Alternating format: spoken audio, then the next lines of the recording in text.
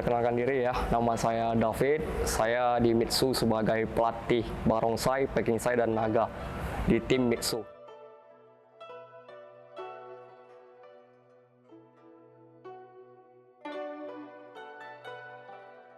Tarian naga itu awalnya untuk pertunjukan di kekaisaran ya, di kerajaan. Sejarahnya itu kalau naga biasa dibilangnya Wulong, itu untuk tarian naga.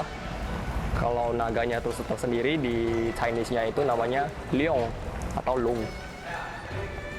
Jadi naga itu kan makhluk mitologi tertinggi ya kalau di sejarahnya. Nah, jadi biasanya itu sangat membawa berkat dan juga biasanya dimainkan di hari-hari penting dan perayaan-perayaan penting. Kalau untuk naga sendiri dia ada dua jenis ya. Dari segi looks mukanya itu dia ada yang dari aliran Shaolin ya. Nah, itu lebih ke sedikit tua. Matanya itu tidak terlalu tajam dan siku-sikunya bisa kita lihat di sana kan. Itu dia punya tanduk semua tajam-tajam ya. Nah, jadi kalau yang Shaolin tuh dia tidak terlalu banyak segitu tajamnya. Nah, kalau yang Taiwan tuh kurang lebih seperti itu. Nah, dia banyak siku-siku tajam. Ya, selayaknya lebih ke menyeramkan mukanya gitu. Kalau perbedaan warna itu tidak ada, hanya saja memperindah gitu. Cuman kalau di pertandingan biasanya warna itu berpengaruh ke penilaian karena naga ini ada dua kategori. Naga itu ada yang dimainkan ketika hidup lampu dan ketika dimatikan lampu. Jadi dia disorot oleh lampu yang pakai UV gitu. Jadi ketika dimainkan di dalam kondisi gelap, dia akan memancarkan sinar gitu. Jadi warna itulah yang berpengaruh.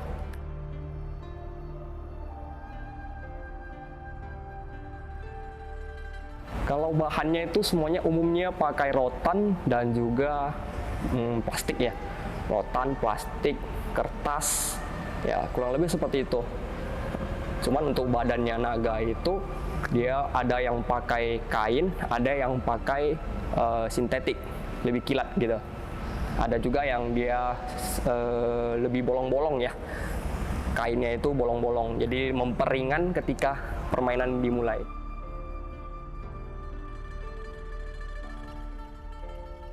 Kalau dari gerakannya dia ada namanya Yulong ya. Yulong tuh naga berkelana.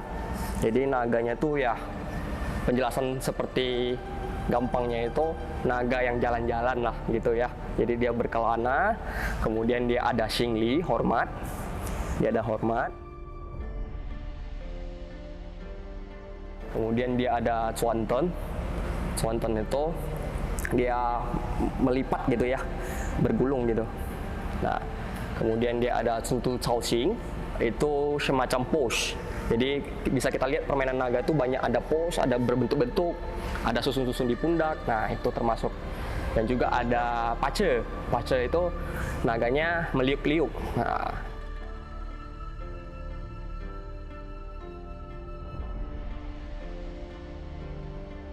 alat musik sekarang sangat modern ya. Jadi banyak sekali percampuran beberapa alat musik. Contoh yang paling penting adalah tambur. Kemudian dia ada simbal, simbal dari yang ukuran kecil sampai sedang sampai yang paling besar. Kemudian dia juga ada pertambahan angklung segala macam. Jadi sangat variatif alat musiknya gitu.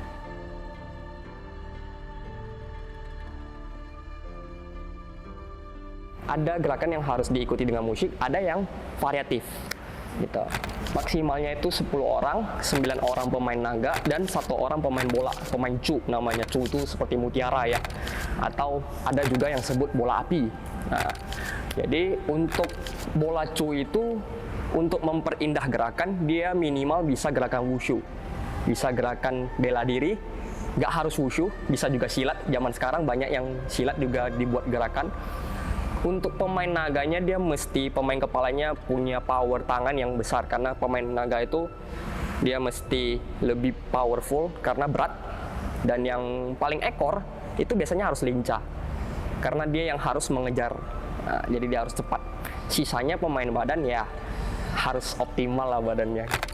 Kalau misalnya pemain naga barongsai itu harus suku Tionghoa nggak? Jawabannya tidak. saya sudah selalu edukasi, ini sudah lagi bukan budaya, yang artinya bukan harus etnis A dan B saja yang main. Yang namanya olahraga itu bebas, semua boleh main. Nah, tanpa terkecuali yang penting punya fisik bagus. Jadi agama apapun boleh main. Makanya sekarang FOBI ini, Federasi Olahraga Barongsai Indonesia, sudah masuk ke Komite Olahraga Nasional Indonesia, yang artinya sudah diakui oleh negara ini sebagai olahraga, gitu. Dan juga sekarang khususnya di Sumatera Utara menjadi provinsi pertama yang membuat program dari FOBI, barongsai, naga, dan pekingsai menjadi ekstrakurikuler di sekolah-sekolah, gitu. Jadi atlet-atlet akan muncul dari anak sekolah, gitu, dan tidak memandang bulu. Oke, dari sejarah Mitsu ya. Mitsu itu kepanjangan dari Masyarakat Indonesia Tionghoa Sumatera Utara.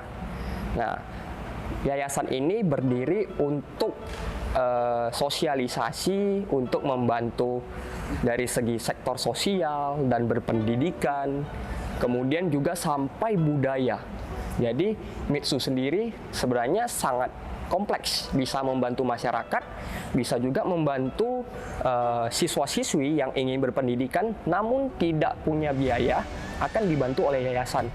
Nah, kemudian kemarin ketika COVID, Mitsu juga turun tangan untuk membantu masyarakat yang kurang mampu, gitu.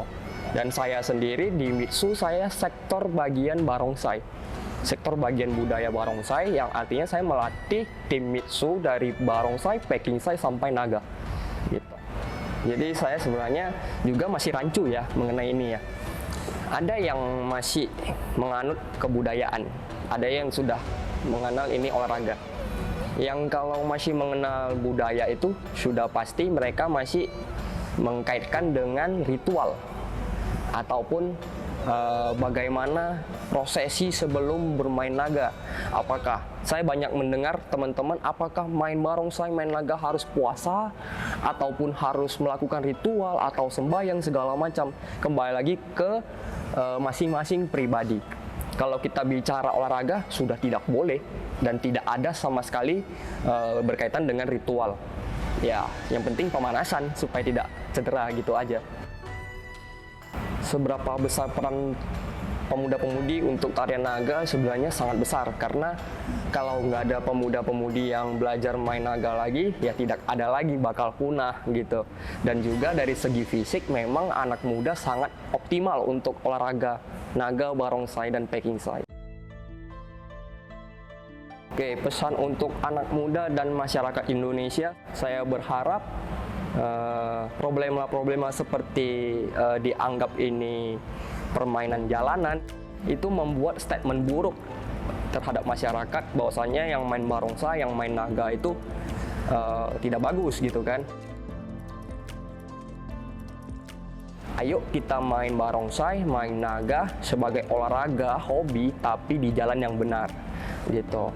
Dan juga untuk teman-teman saudara-saudari di Indonesia terkhususnya, marilah kita hilangkan statement ini budaya, ini hanya etnis Tionghoa yang boleh main. Itu salah. Semua etnis, semua suku dan bangsa boleh bermain. Apapun warna kulit kamu, bahasa kamu, kita boleh bermain barongsai, boleh bermain naga, boleh bermain pekingsai.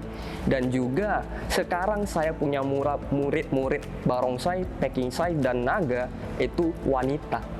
Jadi tidak ada lagi gender di sini, siapa aja boleh main. Karena di luar negeri terkhususnya olahraga ini sudah sangat eksis.